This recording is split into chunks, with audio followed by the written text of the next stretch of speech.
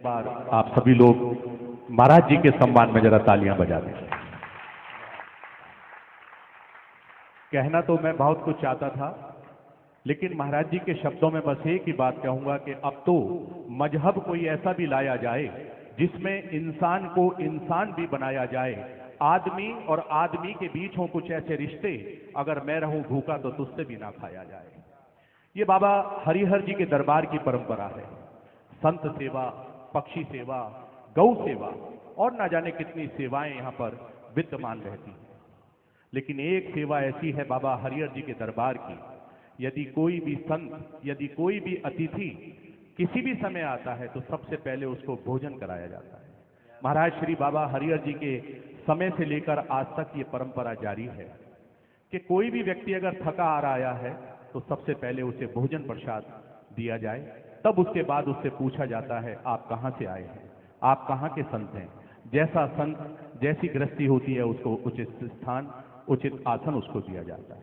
महाराज जी अपने शब्दों में कहते हैं कि जहां रात को एक फर्द यानी कि आम आदमी, जहां रात को एक फर्द भी भूखे पेट सोते हैं, वहां तो बस्ती की बस्ती से हरिहर बाबा भी नाराज होते हैं। हमारे यहाँ की परंपरा है, भूखा कोई नहीं रहेगा। आप दिल्ली दरबार हो, हरिद्वार का दरबार हो, शिमला का दरबार हो या श्री वृंदावन धाम का दरबार हो, आसपास के हजारों लोग खूब अन्य क्षेत्र से बाबा हरिहर के दरबार का प्रसाद खाते हैं। और महाराज जी के सम्मान में आप सबकी तरफ से बस मैं इतना कहूंगा कि ए फलक, बाबा गुरशरण दास जी का ये कर्म देखो, मुझसे फूलों की भेंट लेते हैं और मेरी जिंदगी में बिखरे हुए सारे कांटे समेट लेते हैं। एक बार जोरदार तालियों से अभिनंदन, जोरदार तालियों से स्वागत। हमारे बीच में एक बहुत ही ओजस्वी युवा संत चक्षुर्मिलितं येन तस्मै श्री गुरुवे नमः, तस्मै श्री गुरुवे नमः।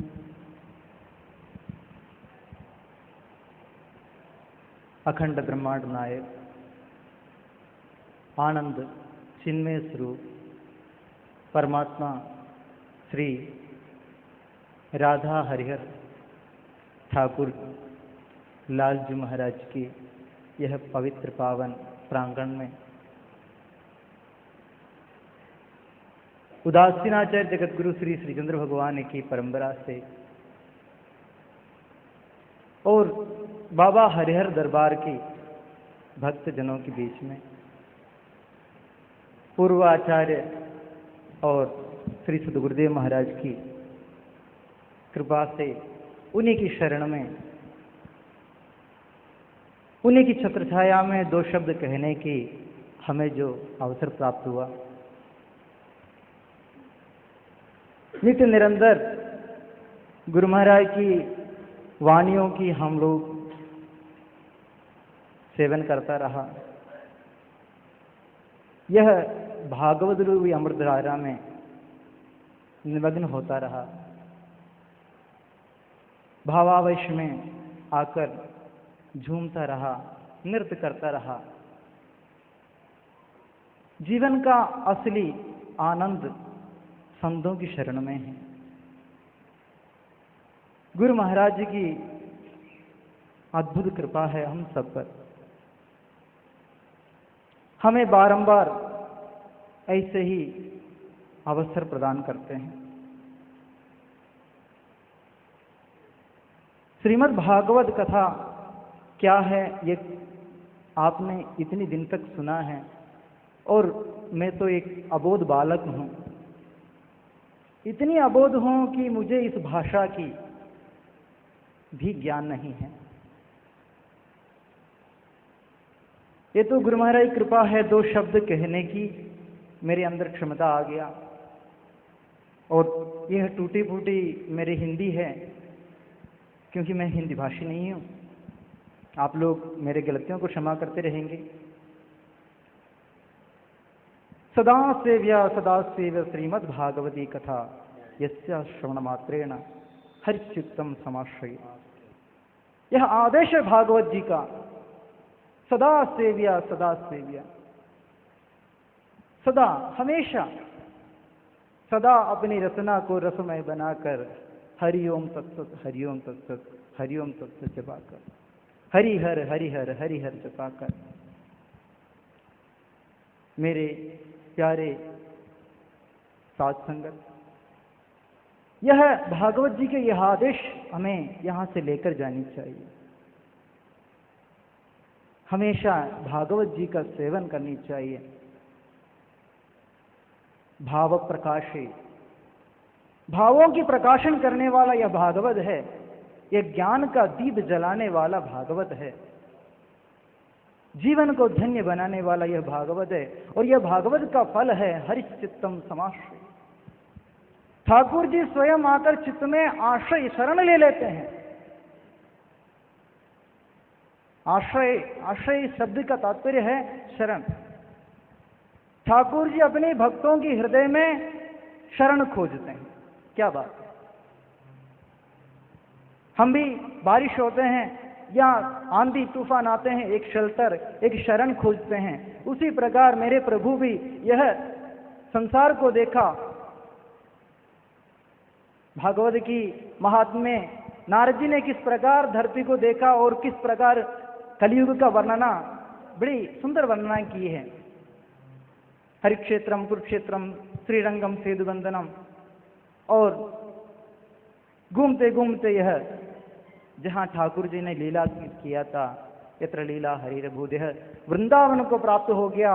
तो भगवान ने, नारद जी भगवान ने देखा कि यहाँ तो बेचारे ज्ञान और वैराग्य, जिस प्रकार गुरु महाराज अपने शब्दों से, अपनी वाणी से हमारे अंदर छिपे हुए ज्ञान और वैराग्य को जगा रहे हैं, यह भक्ति जहां नृत्य करती हैं। और मैंने देखा कि कुछ लोगों के वैराग्य इतनी जाग गया कि वह सब कुछ त्यागने के लिए तैयार है। राधे राधे राधे राधे। एक बार मेरी आवाज को आप भी दोहराएंगे। राधे राधे राधे राधे। राह दे राह दे। यह राह है, यह सच्चा राह है, यह परमात्मा की रास्ता है। यही सच्चा राह है। जीवन के लिए हमें राह चाहिए। ज्ञान तो हमें है, हम नहीं तो निरंतर कथाएं सुनते रहते हैं, फिर भी हम गलती कर बैठते हैं। एक दूसरे की, गुरु महाराज की वाणी से हमने सुना, एक दूसरे की संत न होते जगत में जल मरते संसार, आग लगी आकाश में जर्जर गिरते अंगार।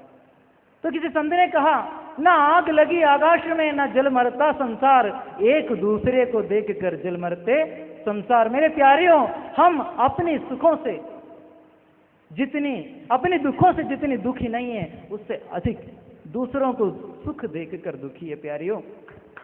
इसलिए हमें चेतना होगा, हमें अपने ज्ञान को सच्चा राह पर लाना होगा। ज्ञान तो हमें है, पर वह ज्ञान को राह नहीं मिल रहे हैं, वो भटक रहे हैं।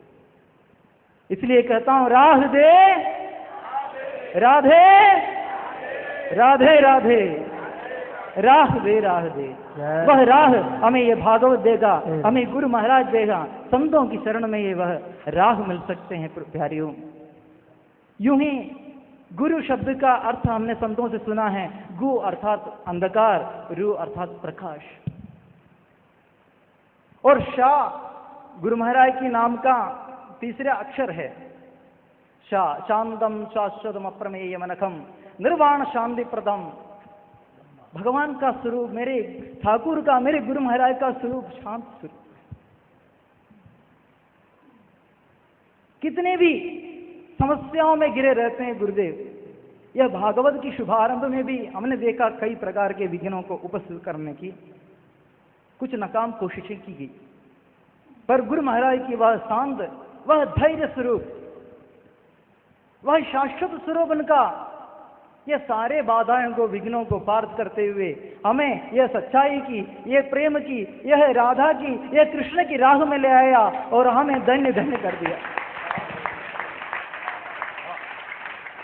मेरे ठाकुर कहते हैं, वृंदावनम परित्यज्य पदमेकम न गच्छति। मेरे कृष्ण, मेरे बालक कृष्ण, वह ये वृंदावन को त्याग कर कहीं जा नहीं सकता। वह भक्तों के हृदय में हमेशा यहाँ निवास करते हैं। चाहे मैं अधिक कुछ नहीं कर सकता हूँ। राधे राधे। जय जय संत भगवान की जय हो। परम पूज्य सुशांत मुनि जी, ओजस्वी तेजस्वी रूप में हमारे सामने अवतरित हुए। मैं श्री जयदयाल बजाज जी से प्रार्थना करूंगा, आप कृपया आएं, अपना अनुभव आप हमें हमारे साथ साझा करें। आदरणीय श्री जयदयाल बजाज जी।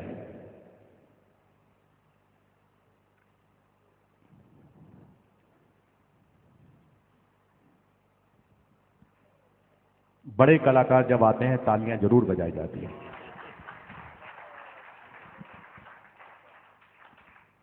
परम पूज्य सदगुरुदेव महाराज को नमन करते हुए, सत समाज को नमन करते हुए, बुजुर्गों, साथियों एवं मातृशक्ति को नमन करते हुए मैं आपसे अनुरोध करता हूं, प्रेम से बोलिए जय जय श्री राधे श्याम। बताया गया है कि कई जन्मों के पुण्य जब उदित होते हैं तब हमें ये भागवत सुनने का सौभाग्य प्राप्त होता है। सचमुच हम सौभाग्यशाली हैं कि आज ठाकुर जी की नगरी में, वृंदावन धाम में, गोलोक धाम में और बाबा हरिहर राधा कृष्ण धाम के प्रांगण में हम अपने पूज्य भगवान सदगुरुदेव के मुखारविंद से भागवत की कथा श्रवण कर रहे हैं। आपने सामने पढ़ा होगा कि भागवत की कथा श्रवण करने मात्र से हरि हमारे हृदय में विराजमान हो जाते हैं। इसको मैं बार बार पढ़ता रहता हूँ, लेकिन हरि को विराजमान करने के लिए क्या हमारे पास ऐसा पात्र है जिसमें हम उसको रख सकें या उसको संजो सकें? तो भागवत की कथा बार बार सुनने से उसका अर्थ यही है कि हम अपने अंतःकरण को इतना योग्य बना लें कि वो इतना योग्य हो जाए कि इस भागवत के अंदर छिपे ज्ञान, प्रकाश और मर्म को अपने अंदर समाहित कर सके। सदगुरुदेव हमें कई बार बता चुके हैं। हम कई बार देखते हैं कि एक विशेष प्रकार की औषधि होती है जो सस्ती भी होती है, कुछ महंगी भी होती है। उनके रखने के लिए भी हमें विशेष पात्र बनाने पड़ते हैं। कहीं हमें फ्रिज में रखना पड़ता है, कहीं गर्म जगह रखनी पड़ती है, कोई मिट्टी का पात्र होता है, कोई लोहे का पात्र है, कोई प्लास्टिक का पात्र है। लेकिन हमारा हृदय ऐसा नहीं है। हमारा हृदय तो परमात्मा ने बनाया हुआ है। सिर्फ हमें उसको ऐसे योग्य बनाना है, उस अंतरकरण को ऐसे योग्य बनाना है कि उस मर्म को समझकर अपने अंदर समाहित करके रख सके। तो ऐसे इसलिए महाराज श्री एक बार नहीं अनेक बार हम सब भक्तजनों को, हरिहर परिवार को यहाँ पर साल में 5-6 बार भागवत का श्रवण करवा देते हैं, उनका आयोजन कराते हैं और उस आयोजन से हम लाभ उठाते रहते हैं। तो ऐसे सदगुरुदेव को मैं 2 शब्दों में बात कहूँगा। आपके उपकार का हम ऋण चुका सकते नहीं, बिन कृपा के शांति सुख का सार पा सकते नहीं। दीजिए वह मति बने हम सदगुणी संसार में, मन हो मंजुल धर्म में और तन लगे उपकार में। परम पूज्य सदगुरुदेव की विशेष कृपा हमारे ऊपर भी रही और मैंने अनुरोध किया था कि वृंदावन में हमारा एक आश्रम होना चाहिए। सदगुरुदेव की कृपा हुई और उन्होंने अपना स्वीकार कर लिया मेरी प्रार्थना को, और आप सबके सहयोग से वृंदावन में ये एक धाम जिसमें आज आप बने हैं और ये बहुत लोकप्रिय होता जा रहा है। 3 साल हुए हैं और 3 साल के अंदर हमारा आश्रम काफ़ी अपने आप में समर्थ और सशक्त होता चला जा रहा है। तो ये हमारे सदगुरुदेव की कृपा का फल है और आप सबके सहयोग और प्रार्थना दुआओं का असर है। तो सदगुरुदेव ने हमारे लिए इतना किया, हम उनके बहुत आभारी हैं, ऋणी हैं और हमेशा ऋणी रहेंगे। आपको वृंदावन धाम जो कि गोलोक है और हरिद्वार धाम जो हरि का धाम है, वहाँ भी हमें सुनने को मिलता है और यहाँ भी सुनने को मिलता है। तो ये उनका उपकार हम कभी नहीं चुका सकते। ऐसे सदगुरुदेव के मैं शत शत नमन करता हूँ और प्रार्थना करता हूँ कि आगे भी इसी प्रकार हमें ये सुनने को मिलता रहेगा और उनका मार्गदर्शन मिलता रहेगा। इसके साथ मैं आपसे अब लौकिक बात भी थोड़ी सी करना चाहता हूँ। जब हमने इसको बनाया है तो इसको चलाना भी है। कई बार मैं यहाँ आता हूँ तो जब हमारा मेले का वक्त होता है उस वक्त तो बहुत अच्छी संगत आ जाती है, लेकिन आगे पीछे यहाँ पर बहुत गिने चुने लोग रह जाते हैं। कुछ लोग हमारे भक्त दिल्ली से या बाहर से आते हैं तो वो ठहरते नहीं है, वो अपना दर्शन की ओर चले जाते हैं। जब हमने इसको बनाया है तो इसका हम इस्तेमाल भी करें, प्रयोग भी करें। तो इसके लिए मैं आपसे प्रार्थना करता हूं। और इस वक्त आप यहाँ ठहरे हैं, आप इतना कीमती समय निकाल के आए हैं, यहाँ पर रुके, उसके लिए मैं आपका हार्दिक धन्यवाद करता हूं। और इस दौरान अगर कोई हमसे त्रुटि रही है, हमने पूर्ण प्रयास किया कि किसी प्रकार की आपको कठिनाई या परेशानी या असुविधा ना हो, लेकिन फिर भी इतने बड़े प्रयोजन में कोई ना कोई कमी रह जाती है, उसके लिए हम क्षमा चाहते हैं। और मैं अंत में अपने सदगुरुदेव से यही कहता हूँ, सदगुरुदेव हमें ना बिसारियो, लाख लोग मिल जाएं, हमसे तुमको बहुत है, तुम सा हमको ना। जय जय श्री राधे श्याम जय हो। ये वो मंजेवे कलाकार हैं जो अपनी प्रस्तुति कभी कभी करते हैं। आइए एक बात कहते हुए ऐसे संत रूपी को आमंत्रित कर रहा हूं कि फूल कितना भी खूबसूरत हो, फूल कितना भी खूबसूरत हो, अगर उसमें खुशबू नहीं तो कुछ भी नहीं, और लाख जौहर हो आदमी में, अगर आदमियत नहीं तो कुछ भी नहीं। मैं आदरणीय धर्मपाल चोपड़ा जी से प्रार्थना कर रहा हूं, आप आएं और चंद शब्दों में आप भी अपने दिल की बात हमारे सामने कहें। आदरणीय श्री धर्मपाल चोपड़ा जी। उसके बाद हमारे सुनील गुप्ता जी की हमारी बिटिया रानी, वो भी जो LLB कर रही हैं, वो भी अपना विचार गुप्ता परिवार की ओर से हमारे मध्य रखेंगी।